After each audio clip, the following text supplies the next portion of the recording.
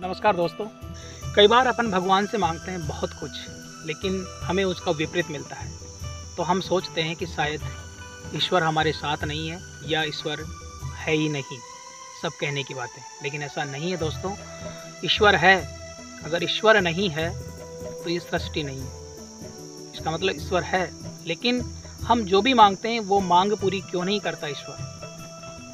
तो उसके लिए मैं आपको कहना चाहूँगा कि मैंने भगवान से मांगी शक्ति, मैंने भगवान से मांगी ताकत, लेकिन उसने मुझे उसके बदले दी मुसीबतें।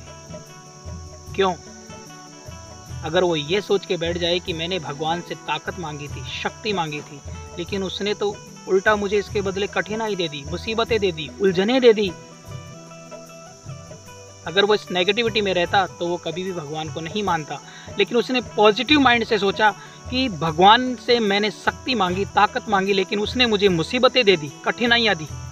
तो उसने सोचा कि ज़रूर भगवान मेरी हिम्मत चेक करना चाहता है, भगवान मेरी हिम्मत देखना चाह रहा है कि क्या मैं रियल में इन कठिनाइयों का सामना कर सकता हूँ या नहीं, क्या मैं इस काबिल बना कि नहीं कि मैं इन मुसीबतों का सामना कर पाऊँ।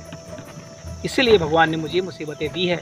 अगर वो पॉजिटिव माइंड से इस चीज़ देख के सोचेगा तो रियल में वो आने वाली हर मुसीबत का डटकर सामना करेगा और अपने कर्तव्य के मार्ग पर चलता रहेगा। कहते हैं हर मुश्किल से डट के लड़ो, पीछे तुम ना हटो कभी। हर मुश्किल से डट के लड़ो, पीछे तुम ना हटो कभी। मरो परंतु यूँ मरो कि याद तो करे सभी।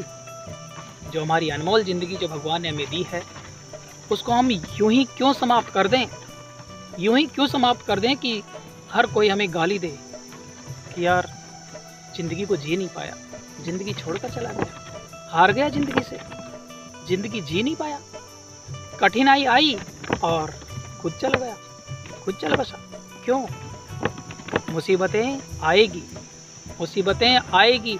मुसीबतें इसलिए आएगी क्योंकि मुसीबत आने का मतलब है कि हम जिंदा हैं।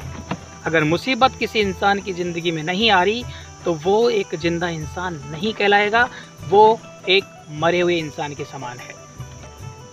मैंने भगवान से मांगी बुद्धि। देखो, भगवान से जब ताकत और शक्ति मांगी तो भगवान ने कठिनाइयाँ दी। मुझे भगवान ने कठिनाई दी है, वो इसलिए दी है कि मैं हिम्मत से काम लूँ। मेरे अंदर हिम्मत है कि नहीं मुसीबत झेलने की, कि मैंने भगवान से मांगी बुद्धि, लेकिन उसने मुझे दी और ज़्यादा उलझने। क्यों? और ज़्यादा उलझने क्यों दी? क्योंकि मैंने भगवान से बुद्धि मांगी, भगवान ने मुझे उलझने दी। वो इसलिए दी कि क्या मेरे अंदर इन उलझनों को सुलझाने की ताकत है या नहीं। इसलिए भगवान ने मुझे पहले उलझन दी।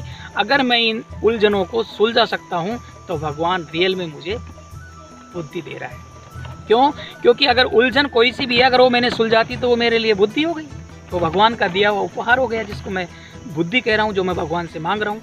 आगे मैंने भगवान से मांगा प्यार, मैंने भगवान से मांगा प्यार, और भगवान ने मुझे दे दिए दुखी लोग, गरीब लोग, बेसहारा लोग। तो मैं सोच रहा हूँ मैंने तो भगवान से प्यार मांगा था और इन्होंने तो मुझे दुखी लोग दिखा दिए, बेसहारा लोग दिखा दिए। अरे भाई, तूने भगवान से प्यार मांगा था, इसलिए तो भगवान ने तुझे दुखी लोग दिए। क्यों दिए? ताकि तू इन दुखी लोगों की, इन गरीबों की मदद कर सके। क्योंकि अगर तू इन गरीब लोगों की, इन दुखी लोगों की यदि तू मदद करेगा तो वही तो प्यार है भगवान का, वही तो प्यार है भगवान का, वही तो प्यार भगवान तुझे दे रहा है। भगवान से मांगा वरदान कि भगवान मुझे वरदान दीजिए, मुझे वर दीजिए ईश्वर, मुझे भगवान वरदान दीजिए। लेकिन उसने मुझे दिए चांस, अवसर, मौके। उसने मुझे मौके दिए। क्यों दिए मौके? मैंने भगवान से वरदान मांगा तो भगवान ने मुझे मौके दिए, कुछ ऐसे चांस दिए, कुछ ऐसे अवसर दिए, कुछ ऐसे क्षण दिए, कुछ ऐसे पल दिए कि जिन पलों में मैं कुछ ऐसा कर जाऊं कि भगवान मेरा वो कर्म मेरे लिए एक वरदान साबित हो जाए। तो यही तो बात है, इंसान को कभी ज़िंदगी में आने वाली हर मुसीबत का डटकर सामना करना चाहिए, उनसे घबराना नहीं चाहिए। लेकिन जो इंसान अगर मुसीबतों से घबरा गया वो ज़िंदगी जी नहीं पाएगा और वो जल्दी ही ज़िंदगी को छोड़ देता है, बुरे रास्तों को अपनाता है, मौत को मुंह लगाने की सोचता है। हमेशा उसके दिमाग में गलत विचार आते हैं। इसलिए इंसान को मोटिवेट रहना चाहिए हमेशा, और ये देखना चाहिए कि अगर मेरे जीवन में मुसीबत आई भी है तो कुछ अच्छा होने के लिए आया है। क्योंकि कभी भी हमें किसी भी प्रकार की खुशी मिलती है तो देख लेना, उस खुशी मिलने से पहले हमें दुख झेलने पड़ते हैं। क्यों? क्योंकि यदि हमने दुख झेले, संकट झेले, मुसीबतें झेली, परेशानियां झेली, तो देखना उसका परिणाम हमें बहुत अच्छी खुशखबरी मिलने वाली है। आज के लिए बस इतना ही दोस्तों। आज के लिए मैं आपसे विदा लेता हूं और नेक्स्ट टाइम फिर हम किसी एक अच्छी कहानी, शिक्षाप्रद कोई बातें, मोटिवेशनल स्पीच के साथ मैं फिर से आपके सामने हाजिर होऊंगा। आज के लिए बस इतना ही। कल नई कहानी या नए वीडियो के साथ फिर हाजिर होंगे। तब तक के लिए धन्यवाद, नमस्कार।